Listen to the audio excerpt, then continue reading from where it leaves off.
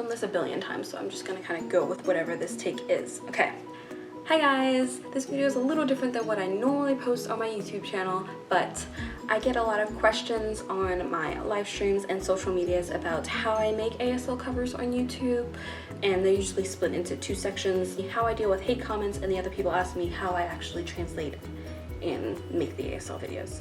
So I'm gonna kind of answer both in this one video and post it so that everyone can kind of see how I do it. Now, disclaimer, I'm not a professional. I don't know if my way is the correct way. I just know from trial and error that this way works for me.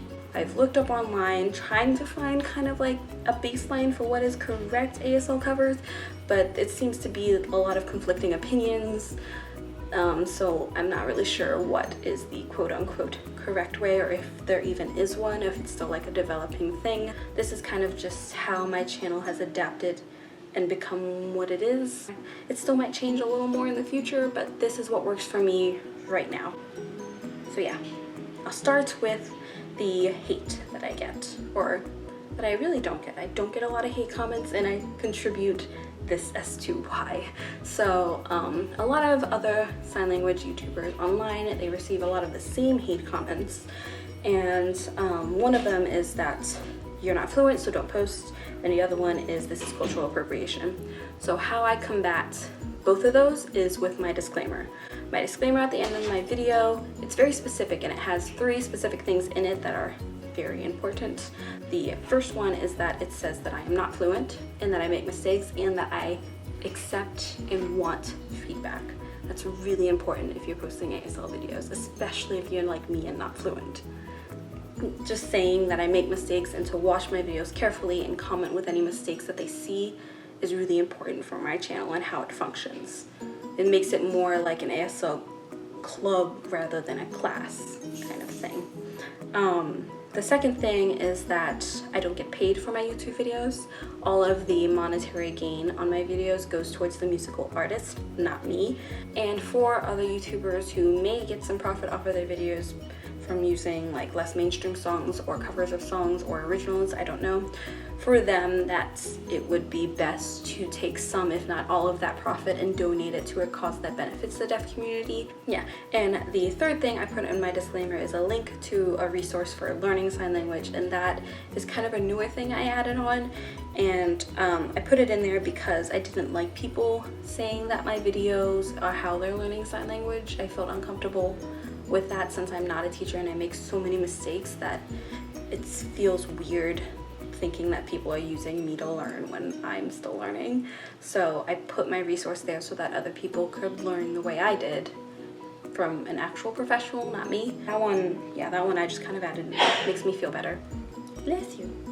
Okay, and some other like tidbit things that I added just to combat the whole cultural appropriation thing again was that I do some shout outs. I do hashtag Feature Fridays every now and then, where I kind of give a shout out to people in the deaf community, or people who are supporting the deaf community, YouTube channels that I believe are supporting the deaf community. Oh my god, Tessa, go away. I am using my channel for spreading awareness, and that kind of solidifies that concept. Okay, so that's it for how I deal with the hate part of my YouTube videos. The next part is how I translate songs, and my methods are ones that I've kind of adapted over time. Once again, not sure if this is correct or anything. These are just what I find feels right to me, and what it just feels right. I don't know if it's right.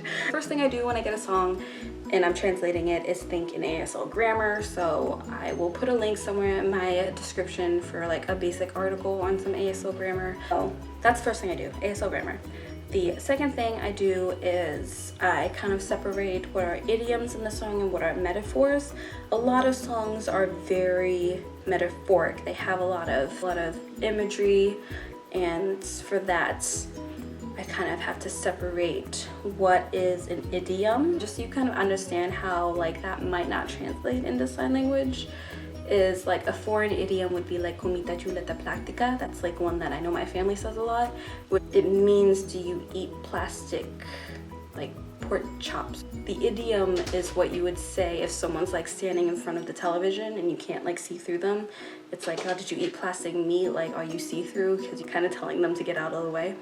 If I went up to someone who doesn't know any Spanish and said, did you eat plastic meat when they're sitting in front of the TV? They'll be like, what? But the same thing applies for ASL. So if you have an English spoken idiom, it might not translate into ASL. It just doesn't exist in that other language, so it doesn't make sense. Oh my God, no, go away. But in classes, a lot of people are told when you put in an ASL to just take the literal meaning. The reason I think a lot of people are choosing to make PSE covers over ASL is because that's what's taught, is to take everything out of the song. Idioms are the only thing that wouldn't translate, so you could take out the idioms, but metaphors usually do translate. I'll give you an example. My cover of the song Satellite by Gabby Hanna, it's the lyric, I'm a satellite. And she doesn't literally mean she's a satellite, obviously. Someone who's in an ASL class might take that lyric and take out the metaphor. And they might say, I'm an outsider. That they might sign their interpretation of the lyric, but the metaphor is so beautiful, so taking it out doesn't do the song justice. You're like cheating the song lyrics, and it feels wrong to me to do that, so I don't do that. It still has the same meaning in foreign languages, which is how I kind of said, I'm still gonna sign it. It's a beautiful metaphor, taking it out doesn't make sense. So I don't. I kept it. The beautiful thing about sign language is that you can use classifiers, and I'll put links in the description if you don't know what that is, but you can use those to really act out a scene and show the metaphor in a visual way that you couldn't do verbally. Like for I'm a satellite, I showed this is the sign for satellite, right? And then I changed it to this the second time it repeats. And this is the classifier for like a crowd or a group, and this is the classifier for like a solo one person, a person. So I said that I am the one person, this is the crowd, and I'm on the outside kind of circling around them, just like a satellite. And that's something that I couldn't really do verbally, and she didn't do in the lyrics. She just kind of left the metaphor there, but I was able to take the metaphor, sign the metaphor, and then sign a visual representation of the metaphor, if that makes sense. So you're able to do that in ASL. You can't do that in PSE, which is why it boggles me that so many people choose PSE covers over ASL. But I think it's just because they don't realize that you can do that. I just want people to know that you don't have to take out all the beauty in the lyrics to make an ASL cover. You can take them and sign the metaphors or make them more visual and just act it out with your hands. Yeah, okay, that was like really scattered, and I'm hoping editing kind of helps this, and I hope this makes sense at all. I'm not really sure if it did. It's a little longer video than I anticipated, but it's kind of hard to explain, so it took me a little while to explain it. I might film this one more time to see if I can get it in a little more compact version, but yeah.